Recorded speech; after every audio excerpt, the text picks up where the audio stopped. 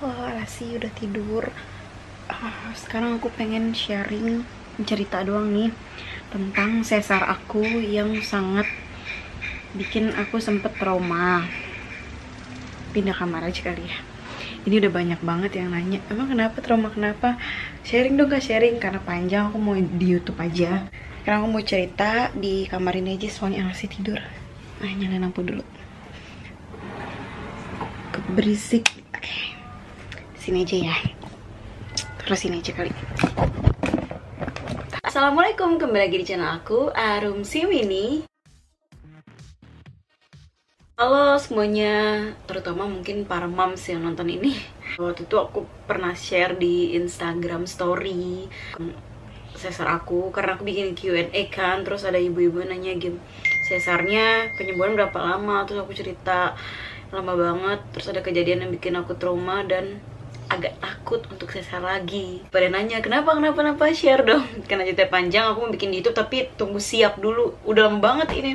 Dan sekarang baru siapnya. Nah, sebelum nonton videonya jangan lupa dulu klik subscribe di channel aku. Klik subscribe ya semua, karena aku sering share-share juga. Ini cuman sebuah cerita curhat, jadi videonya gini-gini aja bu ibu semua. Jadi kalau nggak mau nonton nggak apa-apa, di skip aja. Satu lagi, yang lagi hamil, yang mau lahiran, kalau mau sesar mendingan jangan nonton deh, takutnya nanti jadi takut lahir nanti gara-gara aku lagi. Aku mau cerita aja karena pada minta sharing, tapi please jangan dibuat takut. Kita harus demi anak kita emang harus perjuangan seorang ibu gitulah. Langsung aja kali ya. Pertama ya udah, pertama aku ke rumah sakit kan, mau mulai sesarnya. Itu tunggu dulu di ruang tunggu, itu disuntik alergi di sini gitu. Tes aku ada alergi enggak. Suntik alergi itu kayak jadi bengkak gitu loh itu. Aku pasang yang teter buat pipis, jadi pipisnya udah nggak kamar lagi di situ. Itu rasanya nyaman. Sambil nunggu dokter, aku dihibur suami aku, disupport suami aku di ruang tunggu, kayak ruang rawat gitu. Mulai masuk deh ruang operasi. Wah, suasananya sangat tet bunyinya. Itu aku cuman gemetaran aja sih, kayak dingin gitu. Ruangannya dingin banget soalnya. Mulai aku disuntik di punggung, katanya sakit, disuntiknya enggak. Di biusnya malah nggak sakit, kayak langsung set nggak berasa terus hilang, udah langsung gak ada rasa gitu. Mulai operasi digoyang-goyang gitu, kayaknya cuman rasanya cuma digoyang-goyang aja. Ada suara tangisan bayi gitu, aku udah nangis dengan suara bayi itu. Aku ya Allah, masya Allah gitu kan. Terus habis itu aku kayak tidur apa pingsan, aku nggak tahu, nggak inget apa-apa, merem gitu. Melek-melek udah di luar ruang operasi, dan bayi aku tuh udah di ruangan bayi. Aku belum lihat bayiku. Perasaan ke orang-orang bayi terus sini dulu deh, ya gak sih? Tapi aku ini kalau aku pingsan atau tidur kali, aku kan nggak tahu. Udah melek dan belum merasain apa-apa, masih kebal tuh dari perut ke bawah. Lama-lama nih berjam-jam berasa ada tuh dikit-dikit cenut setengah dulu. Nah, masuk ke ruang kamar, udah masuk ke ruang kamar rawat inapnya. Udah mulai berasa nyut gerak-gerak udah mulai sakit pokoknya gitu. Pas bayi datang, anakku datang, udah agak banget, bener-bener rasa sakitku hilang. Tapi emang ada, cuman kayak terbayar gitu. Ya Allah, aku nggak nyangka aku bisa ngelahirin seorang bayi. Badanku tuh kecil banget, aku bisa ngelahirin seorang bayi. Aku sedih nangis. Iya, nyusuinnya susah banget ini, posisi nyusuin, karena gerak aja ini kan kita harus maksain, tapi ke kanan nyusuin, ke kiri. Aduh, itu perjuangan, itu nggak usah diceritain ya. Aku inti ke sesarnya aja, perjuangan. Soalnya bener-bener perjuangan, mau nyusuinnya aja perjuangan. Udah mulai latihan gerak semua, dan paling parah itu pas mau latihan berdiri. Dapat obat dari dokter, jadi setiap habis minum obat dokter kayak ngilunya, rasa nyerinya hilang. Tapi beberapa jam timbul lagi rasa nyerinya, apalagi pas mau berdiri. Nah, pas udah mau pulang, dipasangin sama suster tuh plester anti air gitu, udah di jahitannya gitu. Terus pulang ke rumah tuh, kayak di rumah latihan jalan emang masih sakit, tapi agak berkurang rasa sakitnya.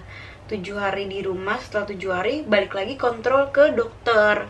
untuk kontrol jahitan. Pas kontrol ke dokter dicopot tuh plesternya, aduh masih ngilu banget, tapi kata dokternya udah bagus, udah kering segala macem. Terus di ujung jahitannya kan kayak jahitan gini kan, vertikal gini, di ujungnya di apa simpulnya tuh dicopot, aku gak ngerti deh, dicopot jahitannya, udah pokoknya dicopot. Terus katanya kunanya udah boleh mandi, udah deh ya gitu. Ke rumah, tapi aku nggak langsung mandi, masih takut. 3 hari kemudian baru aku udah mau mandi, nggak betah banget kan mandi.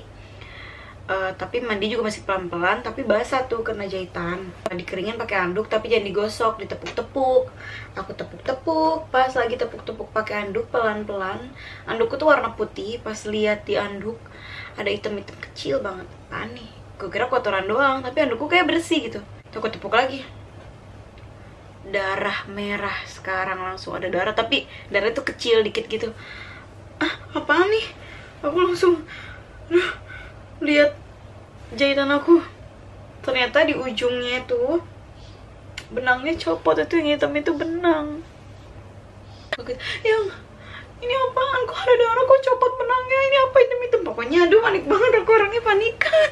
Terfix banget itu copot benangnya, drop banget, perih, terus mau duduk kayak gak enak, kelipet-lipet, terus keluar darah mulu. Itu yang bikin aku nangis. Aduh, aku nangis, drop. Tapi suami aku mencoba menghibur, mama aku juga support. Jadi aku harus kuat karena nyusuin ALASI kan, nyusuin anakku. 3 hari tuh masih berdarah, perih gitu.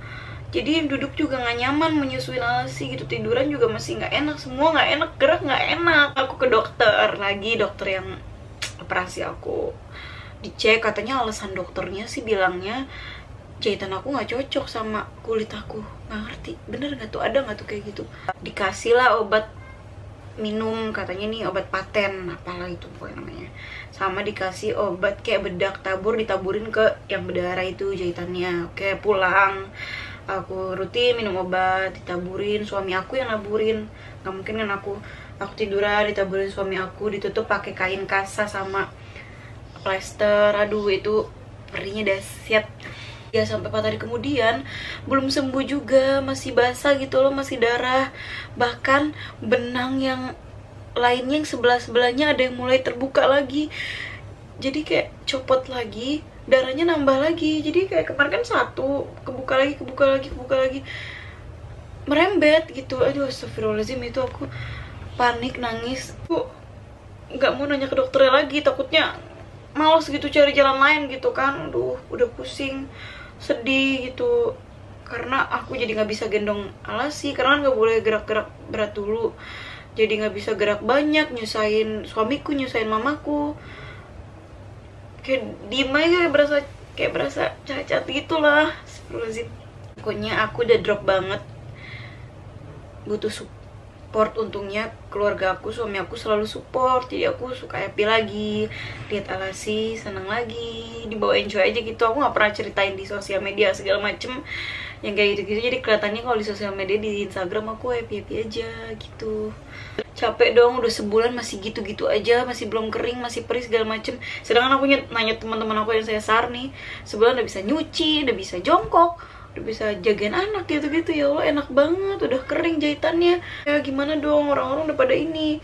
Suamiku tetap, udah emang sabar aja, lewatin aja, ini ntar sembuh gitu-gitu. Suami aku selalu kasih aku positif, tapi aku tetap gak sabar karena udah lama banget, udah sebulan lebih gitu. Ya Allah, akhirnya aku membuat keputusan, rekomendasi dari orang dari sebelumnya udah direkomendasiin adalah minum obat Cina. Pasti banyak yang tahu nih ibu-ibu yang udah sesar yang suka minum obat Cina ya. Ini gosipnya obat Cina bikin ASI tuh kering seret gitu. Sebenarnya sebelum lahiran aku udah dikasih tahu nih, kalau sesar minum obat Cina aja cepet kering, jadi enak, kita cepet beraktivitas gitu. Ada rekomendasi dari orang gitu kan. Tapi ASInya tuh takut cepet kering gitu, makanya kita suamiku nggak usah, kata mamaku juga nggak usah, nanti kasihan bayinya kalau nggak ASI. Aku juga nggak mau gitu, yaudah nggak usah, ASInya kering gitu. Jadi aku nggak minum di awal-awal, tapi karena udah putus asa, ini udah sebulan lebih, akhirnya minum aja lah, beli di obat Cina. Harganya 1.200.000, cuman 6 kapsul buat 3 hari, jadi sehari 2-3 hari. Minumlah obat Cina hari pertama, itu kata suami aku yang ngecek jahitan, kan dia selalu yang ngecek, aku tiduran doang. Emang ada perkembangan setelah minum beberapa jam kemudian. Wah hebat banget ya obat Cina, kata suami aku gitu. Bener-bener langsung kayak ada perubahan gitu, dari kemarin kan gak ada perubahan. Dah minum yang kedua, tambah perubahan, kayak kering, kayak jadi koreng gitu, terus korengnya terkelupas gitu. Jadi benangnya, emang benangnya tuh copot semua, tapi jadi kering gitu. Jadi aku tuh jadi kayak keloid, tau nggak? Jahitan aku tuh jadi keloid, kayak jendol, karena benangnya copot semua. Mungkin kalau yang normal-normal aja, yang benangnya normal gitu nggak copot, dia jadinya benang, jadi kulit, jadi bagus, maksudnya nggak jendol. Kalau aku jendol kayak keloid, jadi jelek gitu. Gak apa-apa lah, kata dokternya sih nanti pas operasi kedua keloidnya bisa dibuang pas sekalian operasi sesar yang kedua. Trauma. Apa aku pindah rumah sakit ya? Ganti dokter, aku trauma. Udah makin kering, dan 4 hari kemudian, 5 hari kemudian udah fix kering, udah bagus. Dan seminggu kemudiannya lagi udah makin nyerinya hilang, udah nggak perih, udah enak geraknya segala macem. Wah, ini obat Cina parah dari kemarin aja sih gitu. Tapi syaratnya aku minum obat Cina, aku harus digeber nih, minum air putih banyak, makan sayur katuknya aku banyak, ASI boosternya aku dibeliin sama suami aku yang kapsul, yang Blackmores itu aku minum juga, itu sehari 2. Pokoknya ASI boosternya digeber, sayur katuk, makan makanan sehat digeber, air putih digeber, dan happy, jangan stres. Sama nyusuin terus dan pompa terus, karena makin kosong payudara kan makin banyak ASInya. Jadi sambil aku minum becina dibarengin itu tuh perjuangan untuk ASI, jadi biar nggak seret. Dan alhamdulillah ASI aku nggak kering, nggak seret, alhamdulillah. Jadi aku sembuhnya lama, sampai 2 bulan. Orang-orang sebulan udah lancar ya, makanya aku sedih banget. Dan aku juga sekarang jadi keloid, jadi jelek. Kalau orang-orang pasti jadi benang bagus kayak lurus gitu, cuman kayak garis. Kalau aku jadi keloid, jendol gitu. Nggak apa-apa, syukurin aja, yang penting Alasi sehat, lahir dengan sempurna. Aku seneng banget pokoknya setelah Alasi lahir tuh semua hilang rasa sakit aku. Tapi ya itu, kalau Alasi lagi tidur, lagi nangis, terus aku sakit, tambah pusing banget. Emang butuh support dari suami dan orang tua, alhamdulillah banget ya ceritanya. Pokoknya begitu. Jadi saran aku, ibu-ibu jangan takut. Oke, positive thinking aja. Terserah keputusan kalian mau minum obat Cina di awal atau nanti. Kalau baik-baik aja yang gak usah minum. Jangan putus asa pokoknya, soalnya bener-bener ngedrop banget ini, ngebatin. Apalagi anak pertama, dari cara nyusuin, susah nyusuin tuh drop. Dan minta suami untuk support. Oke, gitu aja.